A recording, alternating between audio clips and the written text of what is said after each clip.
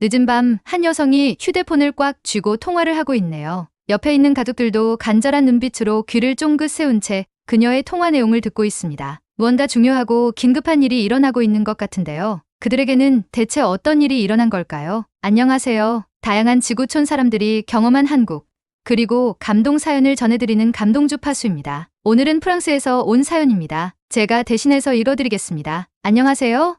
저는 프랑스에서 살고 있는 제이콥입니다. 저는 한국과 인연이 꽤 깊은 편입니다. 왜냐고요? 제 와이프가 한국 사람이기 때문이죠. 저희 와이프는 프랑스에서 제빵을 배우기 위해 유학을 왔었는데 우연히 저를 만나 사랑에 빠졌고 결국 제 와이프는 프랑스에서 정착하게 되었죠. 저희 부부는 프랑스에 살면서 한국의 명절이나 여름, 휴가 때 한국에 방문해서 친척들과 좋은 시간을 보내고 다시 프랑스로 돌아오곤 하죠. 오늘 제가 글을 쓰게 된 이유는 지난 휴가 때 저와 와이프가 겪은 어마어마한 일 때문입니다. 프랑스나 다른 유럽에서는 정말 상상도 할 수 없는 일이었기 때문이죠. 제 친구들이나 직장 동료들에게 제가 겪은 내용을 이야기했더니 거짓말 하지 말라고 핀잔을 들을 정도였죠. 어떤 일이냐고요? 이제부터 말씀드릴게요. 저희는 여름 휴가 때를 맞아 일주일 남짓한 기간 동안 한국을 방문했고 장모님과 장인어른 그리고 처제와 함께 유명 식당이나 관광지를 찾아다니며 즐거운 시간을 보냈습니다. 너무 즐거운 시간을 보냈기 때문일까요? 눈 깜짝할 사이에 일주일은 금방 흘러버렸고 프랑스로 돌아가야 할 날이 다가왔죠. 출국한 날 저와 와이프는 저희 부모님께 선물로 드릴 홍삼과 사찰에서 산 작은 불상 등등을 정리하고 있던 때였습니다. 갑자기 제 와이프가 떨리는 목소리로 저에게 묻더군요. 여보 혹시 여권 자기가 챙겼어? 라고요. 저는 와이프의 질문에 돌아봤습니다. 와이프의 표정은 당혹에 차 있더군요. 저희는 항상 여권을 와이프가 들고 다니는 여행용 힙색에 넣어두고 호텔에 갈 때 그 힙색 자체를 금고에 넣어두거나 하죠. 장인어른 댁에서는 힙색을 와이프가 쓰던 책상의 첫 번째 서랍에 넣어두고는 했는데 힙색의 안에는 다른 건 다 있는데 여권만 없다는 것이었어요. 저희는 순간 서로의 얼굴을 잠깐 바라보다가 홀린 듯이 저희의 짐을 다시 다 풀기 시작했어요. 하나하나 여권이 있을 만한 곳,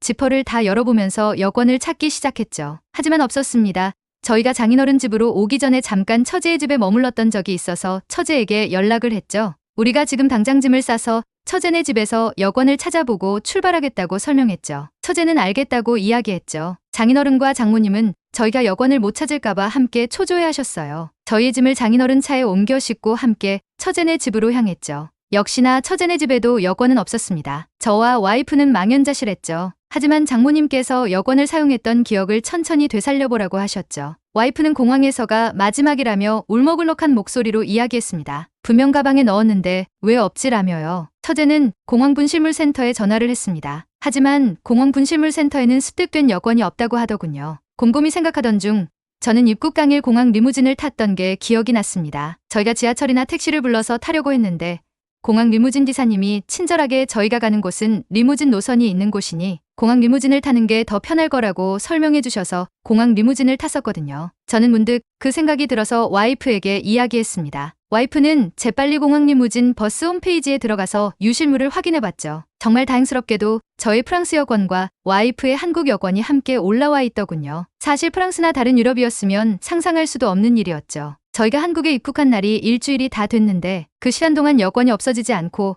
유실물 센터에 들어가 있다니 역시 한국이었습니다. 사실 처음에 한국에 와서 제일 적응이 안 되는 게 공항에서 캐리어를 그대로 둔 채 화장실을 왔다 갔다 하는 사람들이었습니다. 유럽이었으면 캐리어를 등지고 화장실로 걸어가는 순간 캐리어는 사라졌을 겁니다. 하지만 이곳은 한국이었죠. 제가 처음 이 이야기를 저희 처제에게 했을 때 처제는 한국은 카페에서 맥북도 두고 화장실 다녀온다고 하더군요. 심지어는 노트북을 두고 흡연을 하러 10분 이상 자리를 비우는 사람도 있다고 하더군요. 아무튼 그런 한국의 문화가 너무 신기했는데 저희 여권도 이렇게 무사히 유실물 센터에 들어가 있다니 정말 한국 사람들의 정직함, 남의 물건을 탐하지 않는 마음에 다시 한번 놀랐습니다. 아무튼 여권이 분실물 센터에 있다는 사실을 알긴 했지만 이미 시간은 오후 9시였습니다. 대다수의 한국의 사무실 운영 시간이 9시에서 6시인 걸로 알고 있는데 늦어도 너무 늦은 시간이었죠. 저는 여권은 어디 있는지 찾았으니 다행히 대사관까지는 가지 않아도 되겠다는 생각에 비행기 표를 다시 예매할 계획이었죠. 하지만 저희 와이프는 혹시나 하면서 홈페이지에 나와 있는 공항버스 전화번호로 전화를 걸었죠. 저와 가족들은 모두 혹시나 하는 마음에 와이프의 전화에 집중했습니다. 신호음이 2번 흘렀을까요? 여보세요? 하는 소리가 들렸습니다. 저는 너무 충격받았습니다. 아니 지금 오후 9시인데 전화를 받는다고? 와이프는 기쁜 목소리로 통화를 이어나갔습니다. 이름과 생년월일을 말하고 저희의 여권이 맞다는 걸 확인했죠. 저는 속으로 이게 진짜 된다고? 일주일이 지났는데 여권이 분실물 센터에 있고 밤 9시에 분실물 센터랑 통화가 된다고? 하면서 놀라움을 느끼고 있었습니다. 하지만 안타깝게도 저희가 통화한 곳은 공항버스 사무실이고 저희 여권은 인천공항 근처의 차고지에 있다고 하시더군요. 약간 실망스럽기도 했지만 그래도 여권을 재발급하지 않는 게 어디냐 싶었죠. 내일은 일요일이었거든요. 저희 와이프는 내일 당장 출국해야 하는데 혹시 차고지와 연락이 가능할까요?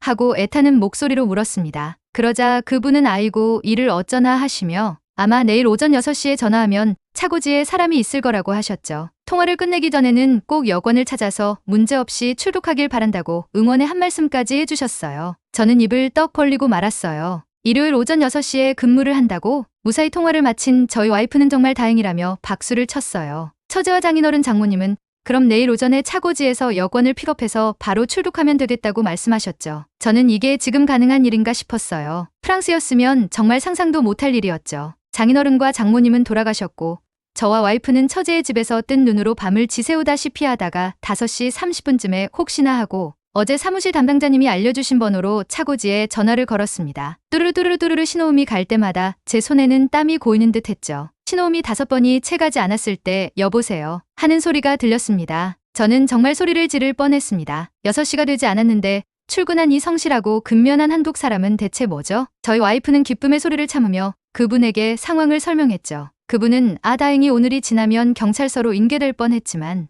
아직 차고지에 있다며 오늘 8시 이후에 찾으러 오면 된다고 하셨죠. 하지만 저희 비행기 시간은 9시 출발이었습니다. 저희 와이프가 비행기 시간을 말씀드리며 조금 일찍 찾으러 갈 순 없겠느냐고 물었죠. 그러자 그분은 저희에게 어떤 비행기를 이용하냐고 물으셨어요. 저희는 에어프랑스를 이용할 예정이라고 답변했죠. 그러자 그분은 본인이 에어프랑스 카운터에 여권을 맡겨두겠다고 하셨습니다. 저희의 편의를 위해서요. 저는 정말 경악을 금할 수 없었습니다. 이게 정말 가능한 일인가요? 프랑스였으면 일단 여권은 저희가 버스에 두고 내린 순간부터 분실됐을 겁니다. 그럼 저희는 대사관을 찾아다니며 여권 분실 신고하고 새로운 여권을 만들어야겠죠. 그동안은 출국도 하지 못했을 테고요. 저와 와이프의 출근 스케줄은 꼬여버리고 말았겠죠. 그리고 밤 9시나 일요일 오전 5시 30분에 전화통화를 한다? 이건 정말 상상할 수도 없는 일이죠. 프랑스였으면 전화를 받지도 않았을 뿐더러 혹여 정말 100만 분의 1의 확률로 전화통화가 연결되더라도 그래서 뭐 어쩌라고?